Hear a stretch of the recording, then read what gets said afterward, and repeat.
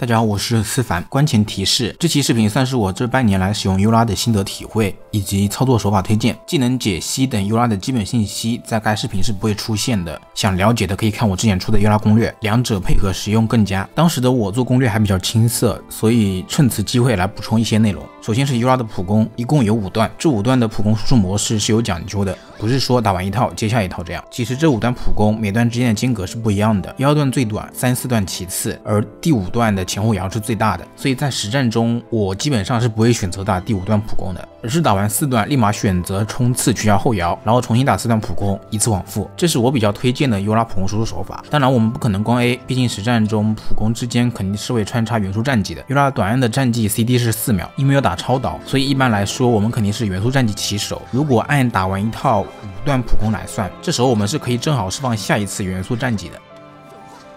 但如果按打4段普攻，然后接闪避的时间来算的话，这时候元素战绩是还没有赚好的，我们可以多 A 2刀，也就是 ULA 普攻的1、2段，然后再接元素战绩，之后就是重复的循环操作了。前面也说了，1、2段普攻的间隔是最短的，具体有多短，为此米哈游把1、2段之间的普攻衔接动作给抽帧抽掉了，你懂我意思吧？ ULA 的攻速看起来很快，其实也是因为这个原因，所以我们当然要合理利用这一点。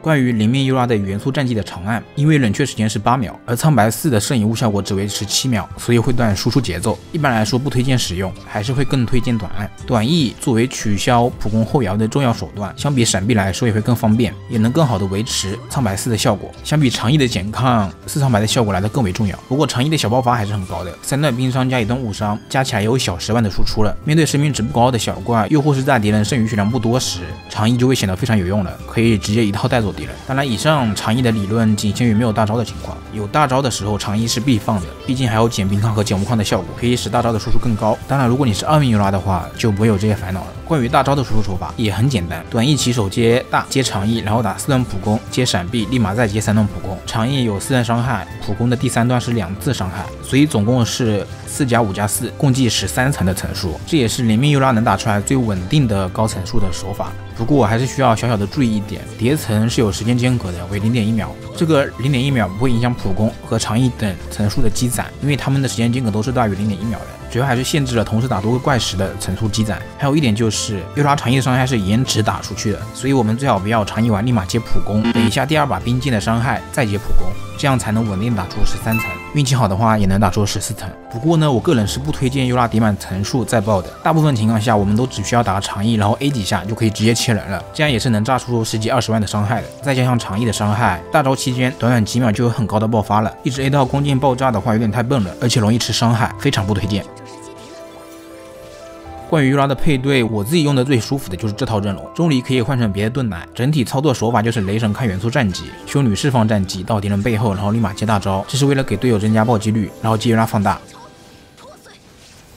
升攻期了就给 ULA 充能，ULA 大招买了，修女大招也赚好了，接下来循环操作就可以了。说为什么这么配对吧，选修女是因为 ULA 追击能力差，修女战绩有突进，能加暴击率，而且是兵系角色，不用担心 ULA 大招不会暴击，对高血压患者十分友好。而且若是 ULA 大招期间敌人跑远了，我们可以立马切修女释放战绩，修女一个战绩是可以跟上，并且把光剑带过去的。而且修女本身的技能冰元素附着也是非常够看的，不论战绩还是大招都是次附着的，搭配西风枪也能给 ULA 当充能管，效果比雷神还好。有了它 ，ULA 大招差不多15秒就能循环1次，是我用的最舒服的兵符。当然迪奥娜也是可以的，本身有奶有盾，也能给 ULA 充能，还可以把钟离替换掉，能多出个格子放其他角色。不过迪奥娜的兵附着就没有修女那么好用了，辅助 ULA 的针对性也没有修女那么高。除了这2个以外的兵符都不太行。雷神的元素战绩配合 ULA 打超导非常的舒服，虽说超导的持续时间很长，但面对怪比较多的情况下，是很容易出现超导上不全，而雷系队友技能又进入 CD 的情况的。而此时雷神战绩会跟随伤害的机制就显得非常好用了，并且该伤害还是范围伤害，本身遵循一般的元素附着规律，几乎不会抢兵元素附着。ULA 是始终能知道双兵的效果加成的。至于雷神大招，在这队里起到的就是补充伤害和回能的作用，大招的释放不用很频繁，偶尔补伤害即可。比如像是清小怪的时候，雷神大招的 AOE 就很好用，而此时用 ULA 大招就有大炮打小鸟的感觉。当然若是没有雷神，小艾米、菲希尔也是完全可以的，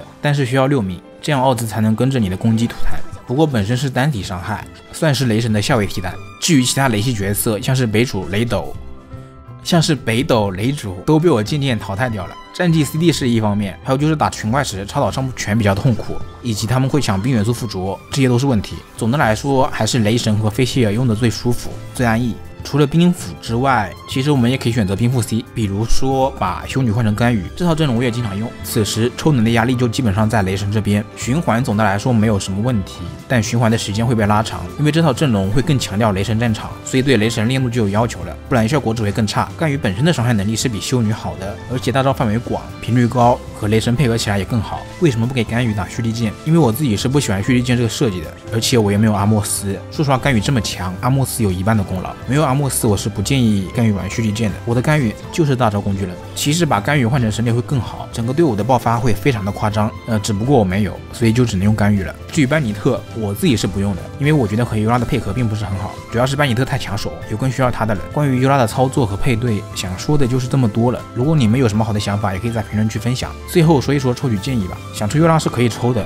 黎明也能玩，我就是黎明尤拉，面买就是这样，回回都带着他下深渊，毫无压力。不抽的话也不会有什么损失。本身是物理 C， 可能有人会不喜欢他的输出模式，这全看你自己。要我说的话，最重要的还是看你自己的XP来选择。客观来说，尤拉属于那种1带3的传统主 C， 本身和其他队友的配合度是没有那么高的，有雷系队友上超导就能玩了，是靠本身的高倍率来支撑起一个队伍的。所以如果你是没有主 C 的同学，又或是萌新，是推荐抽取的，不用投入太多的资源，拉起来就能砍。反观国家队、万达国际这种高配合度的，就需要多练几个角色，即使像我这种老玩家，也不一定说都凑得齐，凑齐了也不一定练得起来，成本比较高，是不太适合新手培养的。那么如果我已经有了尤拉，要不要补命做呢？如果你不是冲着买命去的，就没有必要。2命其实没有很关键，大招循环其实很快，充能期间尤拉顶多放个长翼，我觉得实在没必要。2命的原石不如去抽个转5。那么读到最后了，我也不藏了，你们看看这优雅的舞姿，这美丽的背影，很难不让人心动。大世界跑图能让我换下左右的只有他，相当养眼。身为一个老玩家，我想你们是懂我的。以上就是本期视频的全部内容了，如果觉得有帮助到你，还请点赞投币支持一下，关注是我更新的最大动力。那么我是思凡，我们下期再见。